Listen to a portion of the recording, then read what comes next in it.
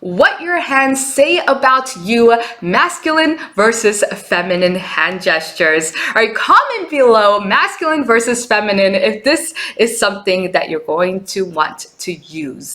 So in general, a feminine energy is a circular energy, and a masculine energy is more rigid, right? So when we think about hand gestures, when we have flow, and everything is flowing, that is a more feminine hand gesture.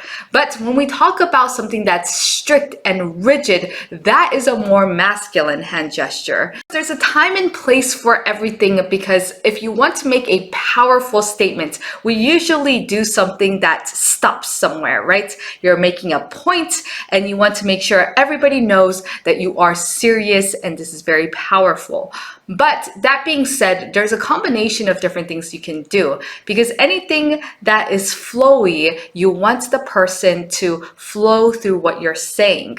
But if you want somebody to stick to a point, you want to make sure that your hand gestures are also rigid. You'll see me make hand gestures all the time throughout all of my videos. So if you want to check them out and just really nitpick, why am I emphasizing certain things in a way that I am versus other things? Because you will notice that throughout me talking, and this is something that I naturally do, when I am just flowing and I want to make a flowing idea across, then I will make a flowing hand gesture, right? But when I want to make a point, then I become very rigid. I become very straight. I become very square-like.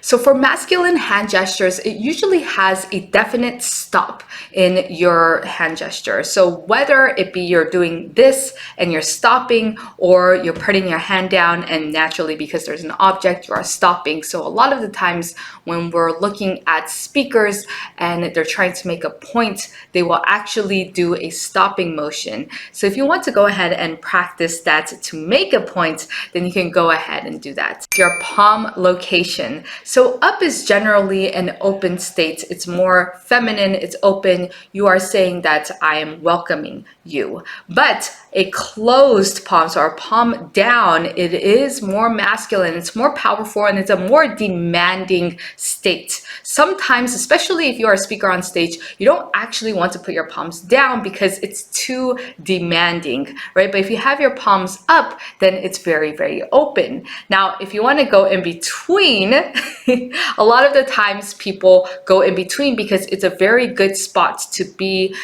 whether you are going into the feminine, and you can go straight into the masculine very fast. So it's very flowy if you are in between. But if you want to, for some reason, open it up because you want to invite people in, or if you want to close it because you are putting your authority, right? It's more masculine state, then you want to make sure you pay attention to your palm location.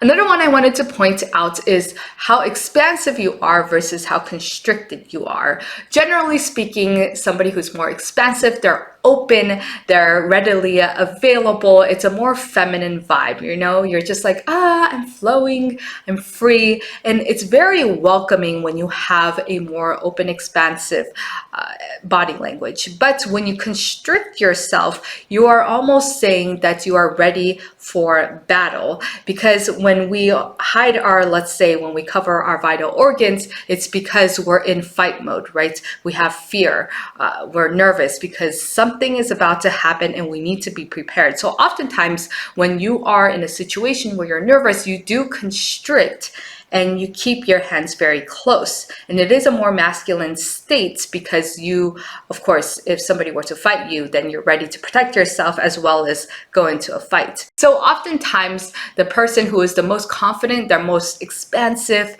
right? They have more of that feminine energy, but you can be expansive and combine it with masculine energy. For example, I'm expansive, so this is in my feminine energy, but I can get masculine by making certain points. But you could tell that the more I try to make a point and the more I try to, which is more masculine, you naturally constrict a lot more, which makes sense because especially when you even think about when men wear suits, they are constricted. They can only expand so much even if they wanted to. So naturally, they look more masculine because they're naturally so constricted because of the clothing versus women who are maybe, let's say, wearing a dress. Usually they can expand out, and so they appear a lot more feminine.